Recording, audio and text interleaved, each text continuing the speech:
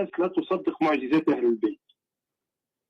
والله العظيم القادح في أهل البيت مصيره والله مشؤوم، صدقني. أنا أحكي لك قصتين يا أخي. السلام عليكم. عليكم السلام ورحمة الله. عليكم السلام. هي الفلوس لا تساوي شيئا مع أهل البيت رضوان الله عليهم. الله يبارك. يا أخي أنا من الجزائر أتصل، ولكنني أعيش في المهجر في إسبانيا، وأريد أن أشكركم على هذا البث الرائع. والإخوة أنتم مشكورين جدا على نشر الحقائق. يعني أريد أن أشارككم قصتي لو تعطاني قليلا من الوقت. كل الوقت لك، تفضل.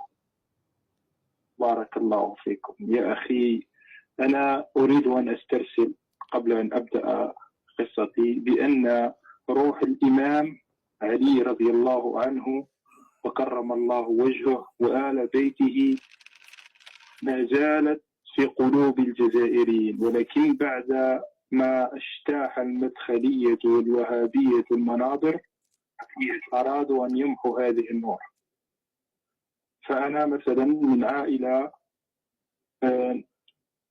سنية، ولكن الجو العام هواها علوي، أي نحن نحب أهل البيت، لأن الوالد رحمة الله عليه كان يقص علينا بالرغم من نقص يعني ثقافته الدينية كما يقولون الوهابيين، إلا أنه يقص علينا إلا قصص السيد علي كرم الله، فهمتني؟ بطولاته. وأنا أؤيد الرأي أن عليا مولى المؤمنين، وقد ولي مولا في السنة 6 هجري لما فتح خيبر. هناك ولي علي مولى المؤمنين سلام الله عليه. وأنا سلام الله عليه. والله يا أخي لو أقول لك ماذا جرى معي مع أهل البيت والله ما تصدق، لن تصدقني، ولكنني أثرت الاتصال مع أني من بلاد يعني عندهم خلفية سنية، ولكن أريد أن أقول لك يعني الناس لا تصدق معجزات أهل البيت.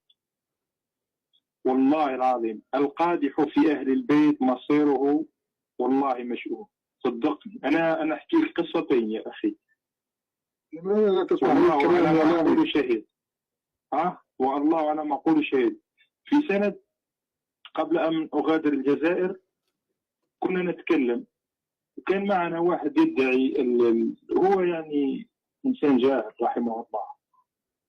قلت لهم، وكان هناك جماعة من السلفيين، كنا مجرد حديث، قلت لهم كيف تتركون أهل البيت وعطرته الذين هم يعني أهل البيت وأعرفوا من أي عالم كان بالقرآن وتفاصيله وسنة النبي رضي الله عليه الصلاة والسلام ورضي الله عنه. دور واحد منهم قال لي أنت الشيعي كافر وسب أهل البيت. سمعني؟ سامعك. نعم. قلت له دم الحسين، وأخذت ضربة من الأرض. قلت له دم الحسين يغلي بحد الآن. قلت والله دمهم مصيبة عليك، اللهم لا تؤاخذنا بما فعل السفهاء. وروحت. لما هاجرت وكانت معه يعني لا أقول لك أني اتخانقت معه، يعني وصل الموضوع للخناقة، يعني الملاكمة، فهمت؟ وسط المقهى كانت هناك ضجة يعني. لما هاجرت بعدها بعام اتصل بي أخي قال لي فلان رحمه الله وجد ميتا في السوق. والله مات موت الكلاب، الله يرحمه ويوسع عليه. والله أقسم بالله العلي العظيم، يعني سبحان الله، قلت لا حول ولا قوة إلا بالله. وأخي قصتي الثانية مع الحسين. طيب قبل القصة الثانية أنت بعد هذه القصص وبعد هذا الحق الذي رأيته بعد الحقائق. لا، أنا يا أخي نتبع أهل البيت من اللي كان في عمري 14 سنة يا أخي. الله أنا مستبصر يا أخي. أنا لا أكذب على الله ولا أكذب على نفسي يا أخي، وأنا أقولها في حي وأقولها للسلفي، ولا لا أخاف في الله لومة لائم. والله ينجيني، والله دائما أصل إلى فم السبع وأنجي. فهمت يا أخي؟ نعم. أنجو من كيده يا أخي. أنا أقول لك يعني أنا أتصل بك لأول مرة، وأنا لا أعرف حضراتكم، يعني وجدت الدرس تاعكم مباشر، وأنتم تحكمون العقل، وأنا كذلك أحكم العقل. يعني لما ترى إنسان مثل علي ابن أبي طالب كرم الله وجهه، ابن الكعب، وليد الكعب، يعني ترى فيه المحاسن الكل، ويجيك واحد يبدا يتكلم على ابن تيمة ويتكلم على فلان وفلان، ولا يتكلم على سيف الإسلام ذو الفقار، لا يتكلم، يعني سبحان الله، لا حول ولا قوة إلا بالله. طب الآن التشيع في الجزائر ما هو أخبار التشيع في الجزائر؟ والله يا أخي لا أستطيع أن أقول لك شيء، لأنني غادرت الجزائر.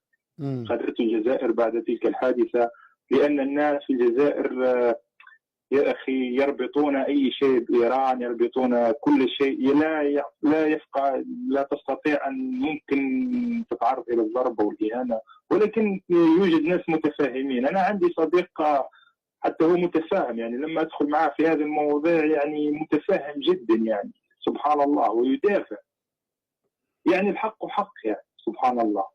احنا عندنا مشكلة مع المدخلية يا أخي، لأن أنت تعرف بعض السلطات تمولهم، يعني أسأل الله أن يبارك بك أخونا ويبارك في استفسارك، والحمد لله الآن نور محمد وآل محمد ينتشر ببركة محمد. أريد أن أقول لك ماذا جرى لي. أنا لما جيت هنا المهجر عشت 6 سنين يعني وحيد، يعني وجرت لي أمور والله، وأنا في هذه الفترة أدرس وأرى حكم الأئمة وأدرس تاريخهم وحياتهم. تأثرت بهم، يعني تأثرت جدا بمقتل الحسين رضي الله عنه ورضوان الله عليه. والله لحد ما كان يوم كنت مزهوق من الدنيا هذه، وكانت عندي مشاكل، كانت عندي مشكلة يعني عويصة، يعني كان عندي مشكلة في بطاقة الإقامة. والله كنت مهموم، لا حول ولا قوة إلا بالله. ليلة الجمعة، غدا الجمعة، ليلة الخميس غدا الجمعة، نمت في منام أنني أصلي في راية مع الحسين. سلام الله. وكان هناك، والله العظيم أقسم بالله العلي العظيم ولا أزيد على، كان هناك جمع في المسجد، وكان وجهه ينير، وكانت الناس تقصده لقضاء الحاجة. فلما جاء دوري مسكت بيده وقلت له: يا حسين، يا سبط رسول الله. فنظر إلي وتبسم، قال لي بالكلمة هذه: حاجتك مقضية. أنا استيقظت يعني سبحان الله على الساعة في الجمعة، لما استيقظت كانت 6 صباحا. على الساعة 10 تتصل بي المحامية وقالت لي: أمورك يعني كلها بخير، يعني كانت سبحان الله، لا حول ولا قوة إلا بالله.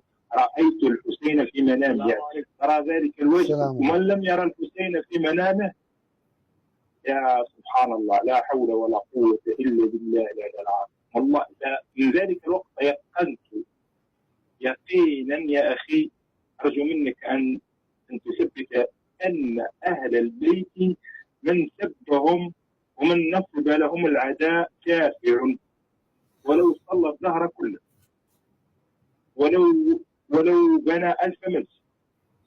يا أخي هذه شهادتي لله، وبارك الله فيكم. أنا لا أريد أن أقول لك محاسنهم، لأنك تعرف محاسنهم. أسأل الله أن يبارك فيك وفي عمرك وفي استبصارك، وأسأل الله أن تكون صوتا ينشر علوم محمد وآل محمد طيبين الطاهرين. اعرض هذه الأمور دائما على أرحامك، على أصدقائك، دائما انشر، عرفهم تتشرف ألسنتنا بذكرهم يا أخي، شكرا لكم لا يعرف إلا. بارك الله فيك. شكرا لكم حبيبنا، شكرا لكم.